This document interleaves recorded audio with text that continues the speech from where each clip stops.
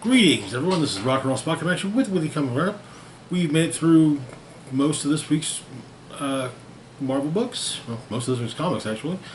And now it's time to wrap things up with the last few two of the week. First off, we've got Predator vs. Black Panther, #1. So last year, Marvel released Predator vs. Wolverine, and it was, as far as I can tell, a success. And so they decided to, go do another Predator series, and this will, I'd say, this will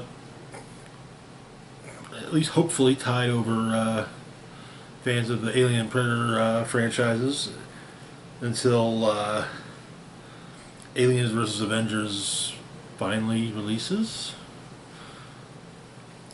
Anyways, so the issue starts. There's in the Wolf Star system, two Yautja, who are brothers, are the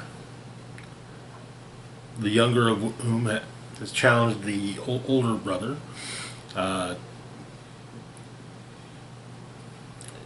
And he's going basically, for planet to make a hunting ground of. The brothers, one is strong, whole. The younger one was born small and missing a leg. That said, their father, the king, had a spear that was from an old past hunt that could redirect kinetic energy. It's made of vibranium. So the larger of the brothers was allowed to use this spear for this hunt, or for this fight against his brother. But the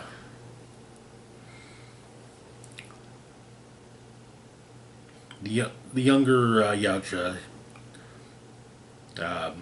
integrated tech into his body to make himself more formidable, including wrist blades that were hidden in his arm. In his arm.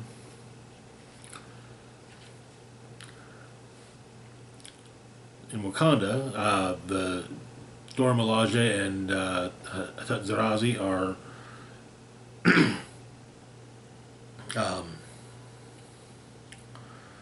doing a training exercise with Black Panther.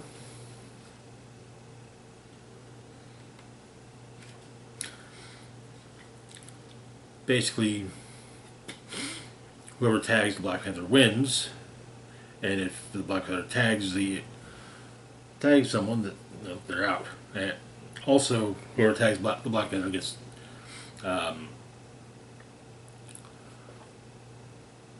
to have some time off from their palace duties. But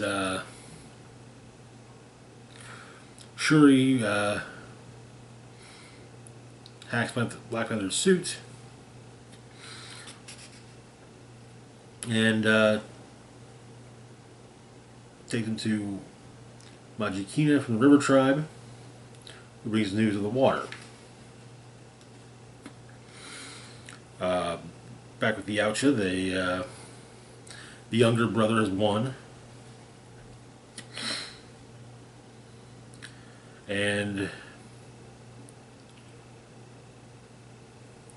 he's decided that he's going to go to Earth to track down some vibranium, potentially a vibranium leg, to replace the prosthetic he has instead, and also potentially other weapons. But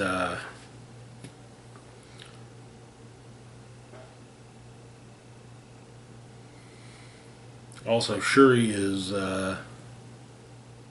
trying to convince T'Challa to basically share vibranium with the world,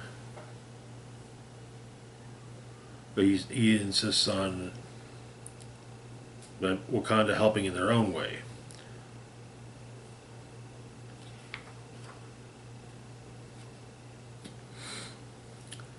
But the Yautja ship arrives, and analysis of Black Panther's armor, or Black Panther shows that, or Black Panther's suit shows that vibranium is woven into the fabric. And so, the birds were the first giveaway, and the hunter attacks.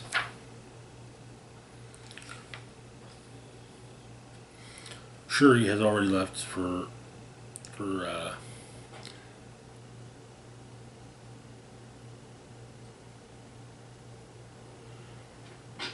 capital.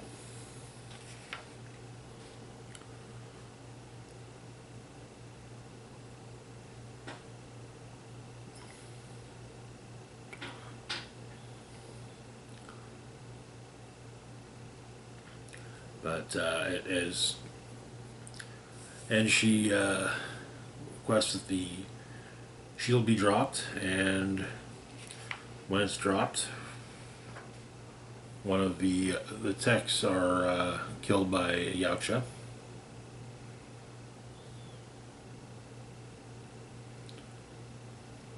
But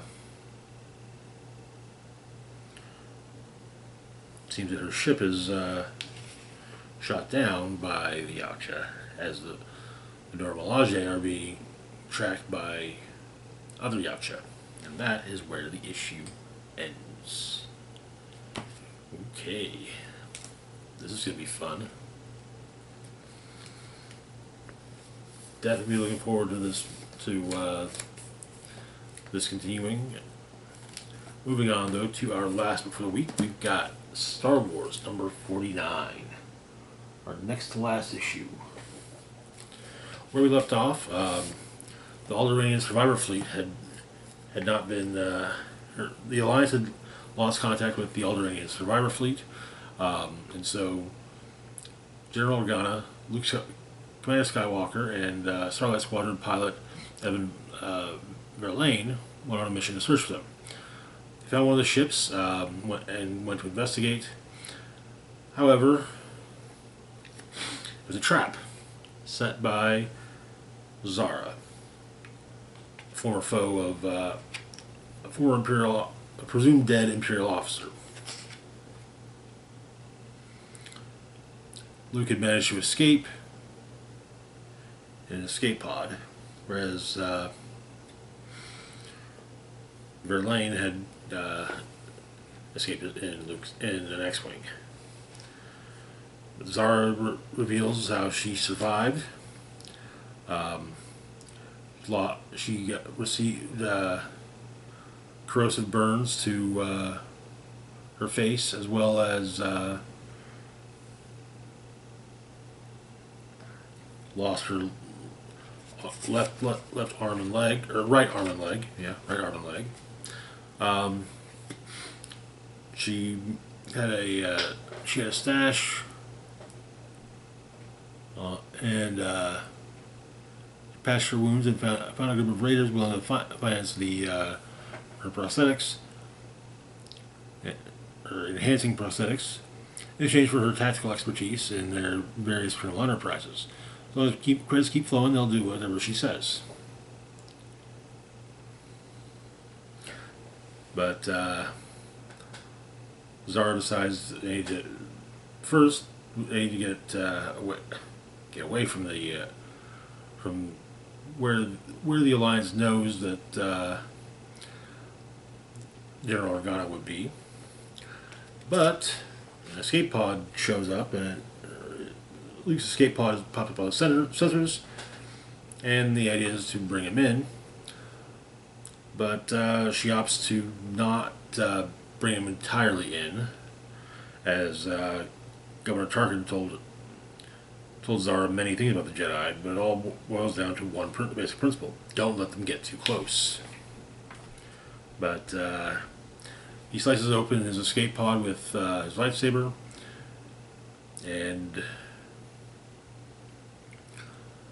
manages to float through space to the Zara's ship.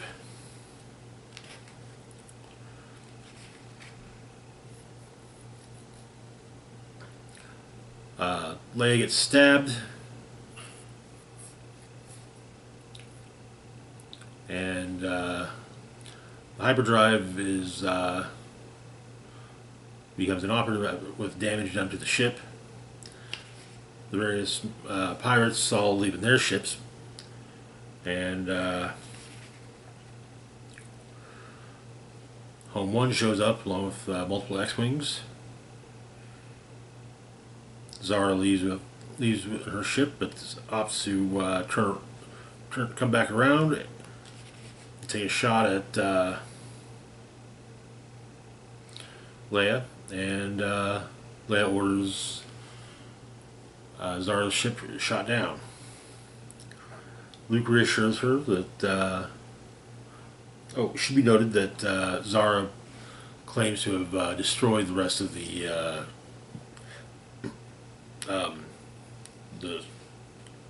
survivor fleet. But Luke reassures Leia in the death of Zara,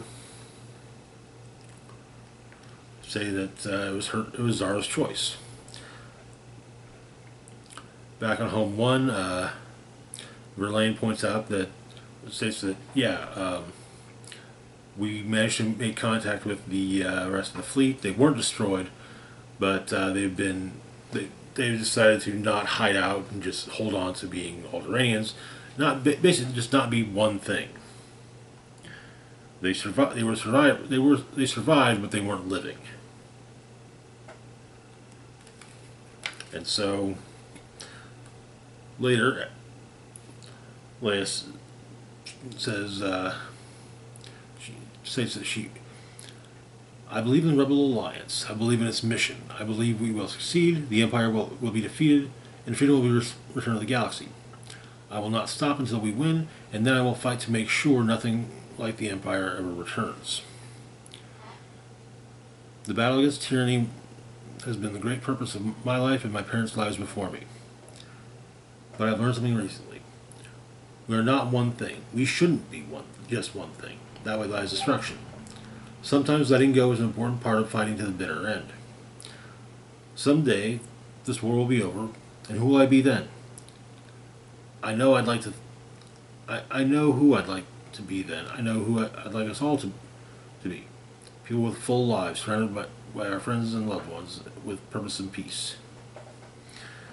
But making that happen is its own kind of fight. It won't happen unless we choose it. I'm choosing that future right now. I hope you'll all choose with me. And the plan to go to rescue Han Solo goes into motion. And that is where the issue ends, leading up to the last issue of this run of Star Wars. Be interesting to see how the story concludes. As I understand, it's supposed to be told as a flashback, basically being related. What happens is related to Ben Solo by Luke Skywalker early in Ben's training. Anyways, that's going to do it for this week. As always, feel free to like, share, and subscribe. Links to my Facebook, Twitter, Blue Sky, Mastodon, Instagram, Patreon, PayPal can be found in the description box down below. This is Rock and Roll Spock signing off saying, live long and rock hard.